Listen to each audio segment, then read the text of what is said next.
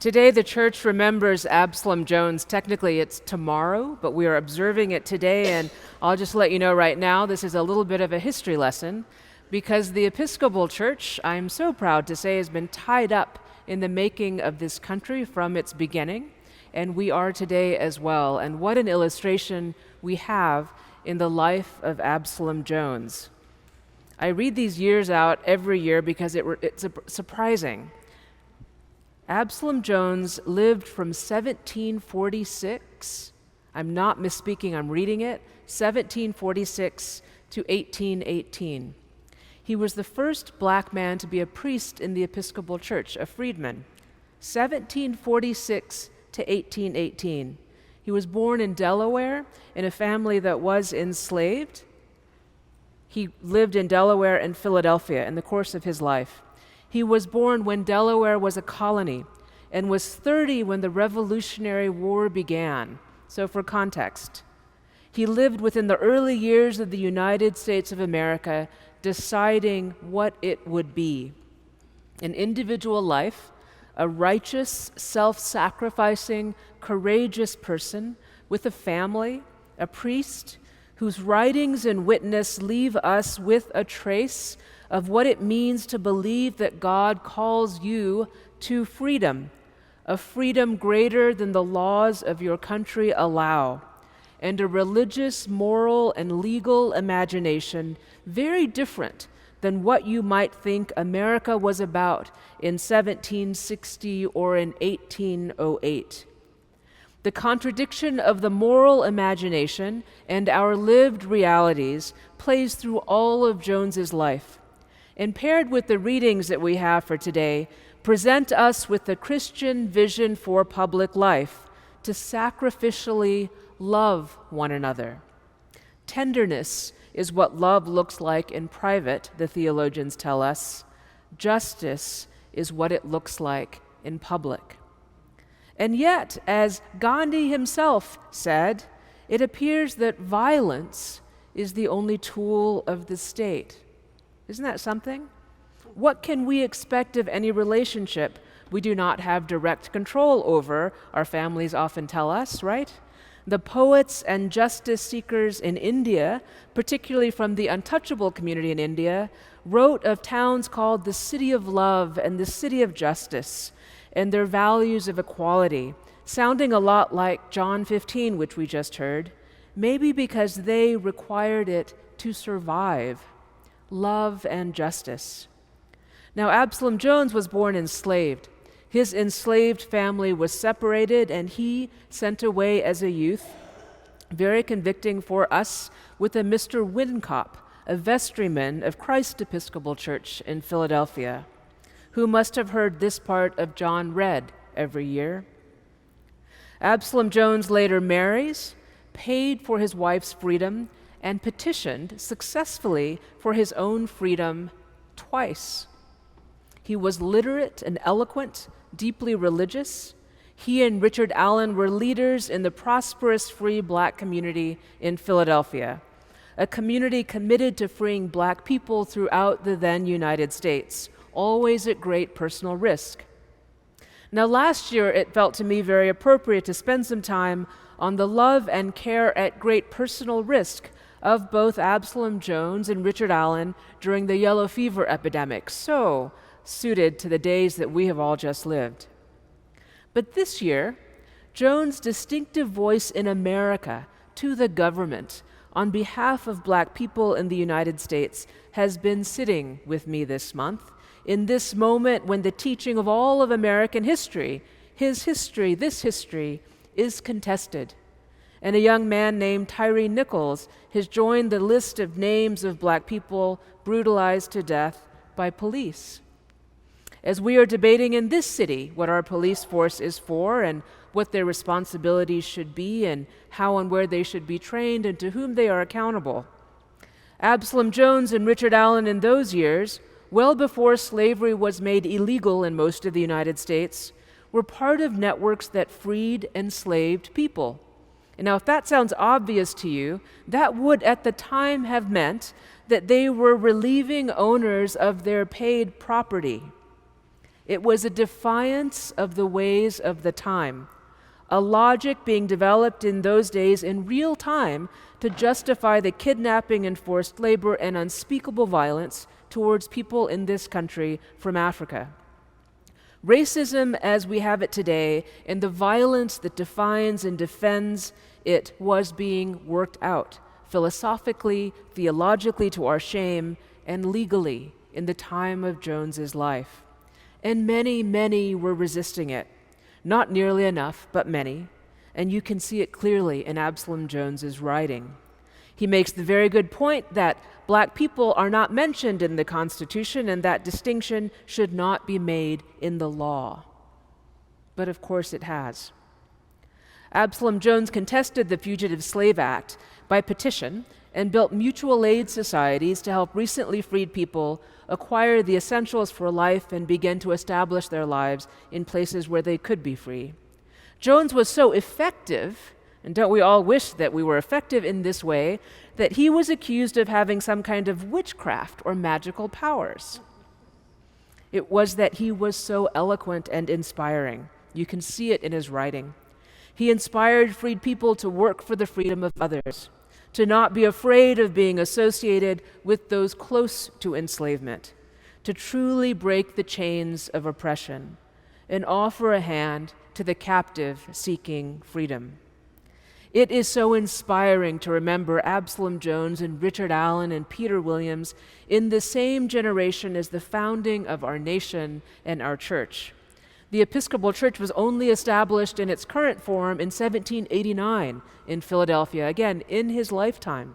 And at that time, the capital of the new United States was also right there in Philadelphia. Absalom Jones was at the heart of things in this new nation, becoming a priest in what had been the established church in much of the former colonies, and in a state that rejected slavery. An anomaly, like a Moses or a Joseph, safe within the courts of the king, called Pennsylvania at the time, surrounded by a nation that enslaved what were becoming, in this new America, his people. I hope you can hear that none of this was inevitable, set in stone from the beginning of time. We are living with the ideas that were germinating right then. Ideas about love and justice, ideas about violence and the degradation that are our collective heritage that has fallen brutally on the backs for generations of black people. In the gospel reading assigned for Absalom Jones, we hear about no longer being a servant, but a friend of Jesus. Older translations of the Bible that some of you might remember, like me, use the word slave there, not servant. So slave to friend is the transition, and it might be why we have this reading. The invitation in the reading is to share in God's vision of community, which is to be bound to one another in love. Not with power, not with violence, but love in response to power and violence. The heart of Absalom Jones's teaching to his own community and to us today. Now, as India was forming itself in the early 1900s, Gandhi wrote that the power the state or government has is violence, as I said. And I've been wondering about that this week alongside our friend Absalom Jones, who believed clearly a different thing. Because Jones is known for writing a petition to contest the Fugitive Slave Act, in which he petitions the same kind of Christian government that Gandhi is referencing to change an unjust law. Maybe because a government can free from violence and set the groundwork for love and justice to flourish. The beauty of an Absalom Jones is a voice raised up in resistance. He offers a vision of dignity and power from the powerless, even though he was so close to that power. But can the powerful do good? More than violence is the question. Is it the way of the world that mutual aid societies, by definition the work of the powerless, are the best we can do? Like we do in our communities when we bring that basket forward and take food to those in need and set up a crossroads. Our best efforts on the periphery are Good Samaritan spaces. Dr. King told us to look up the road and ask why people keep getting beat up on that road and fall on this spot on the road, to make the connections and change the law. Jones did the same in his time. On December 30th, 1799, more than 60 years before the Civil War, Jones petitions the House of Representatives to reverse the Fugitive Slave Act. Now, I looked this up to see if it would have been easier to do in his time than in our time because it seems so audacious. And pretty much it's not. It was pretty hard to do back then, too. And so the Fugitive Slave Act would have potentially re-enslaved every black person in the United States. He was compelling enough in his petition. He wrote it, 71 citizens of Philadelphia signed it. It was debated on the floor of the House of Representatives and is in the record. It was divisive and provocative enough to be defeated. One person voted for it. But let me just read a part of it to you because it casts a vision of how we might think of ourselves in public and the republic we're a part of. This is just a portion. The law not long since enacted by Congress called the Fugitive Bill is in its execution found to be attended with circumstances peculiarly hard and distressing for many of our afflicted brethren, in order to avoid the barbarities wantonly exercised upon them, or through fear of being carried off by those men stealers, have been forced to seek refuge by flight. They are then hunted by armed men, and under color of this law cruelly treated, shot or brought back in chains to those who have no just claim upon them. In the Constitution and the Fugitive Bill, no mention is made of black people or slaves. Therefore, if the Bill of Rights or the Declaration of Congress are of any validity, we beseech that as we are men, we may be admitted to partake of the liberties and unalienable rights therein held forth, firmly believing that the extending of justice and equity to all classes would be a means of drawing down the blessings of heaven upon this land, for the peace and prosperity of which, and the real happiness of every member of the community, we fervently pray. He is referencing the Fugitive Slave Act, which gave us slave patrols, which are a miserable part of the history of policing in this country. And we must know these histories to understand the level of transformation hiding behind the word justice. Remember, Absalom Jones is an Episcopal priest petitioning the House of Representatives, a friend of Jesus and a friend of that young America. The Episcopal Church has found itself at the heart of these conversations throughout our history, sometimes in unexpected ways. So I'm going to read to you, as I will annually, if you'll tolerate it, some civil rights history as told by the Reuters news service. Throughout 1961, groups of activists known as Freedom Riders challenged segregation in interstate public transit stations in the South. The Supreme Court had outlawed such segregation in a ruling the previous year. But local police still arrested hundreds of protesters who descended on the South to enter whites-only or colored-only areas of bus and train stations. With that backdrop, the Reverend Robert L. Pearson, a white Episcopal priest, and 14 other priests, both black and white, knew they were risking arrest or worse when they boarded a bus on September 12, 1961, on what they called a prayer pilgrimage. In less than 48 hours, when the group entered a whites-only area of a bus terminal in Jackson, Mississippi for lunch, all 15 were arrested and jailed for breach of peace. A local judge sentenced the priests to the maximum 4 months in jail, plus a $200 fine each. The charges were dismissed on appeal. The priests then turned around and sued the police under Section 1983 of the Ku Klux Klan Act for violating their civil rights through unlawful arrest. The act is one of 3 laws passed in the early 1870s to protect black people from civil rights violence. After a jury decided against the priests, they appealed to the New Orleans-based Fifth Circuit Court of Appeals. That court identified errors in the trial and ordered that a new one be held. The Fifth Court also ruled that the police were not immune from the federal lawsuit, a conclusion that the officers appealed to the Supreme Court. By then, Chief Justice Earl Warren's High Court had handed down many landmark decisions that expanded the civil rights of Black Americans, including the Brown decision, which struck down segregation in schools in 1954. But on April 11, 1967, the justices dealt a blow to Pearson and the other clergy who would file similar lawsuits in the decades to come. Warren wrote in his opinion that while police are not entitled to, and this is in quotes, is his new language, absolute and unqualified immunity, officers should not be held liable, in quotes, if they acted in good faith and with probable cause in making an arrest under a statute that they believe to be valid. The officers had argued that they believed arresting the priests for breach of peace was justifiable because the aim was to prevent violence. If this were the case, the Supreme Court ruled, the officers deserved immunity.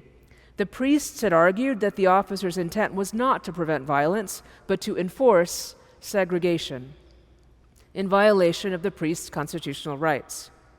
Warren's idea that officers acting in good faith should not be held accountable for federal civil rights violations laid the groundwork for today's interpretation of qualified immunity for police. The concept evolved as the courts worked to develop an objective test for whether an officer acted reasonably.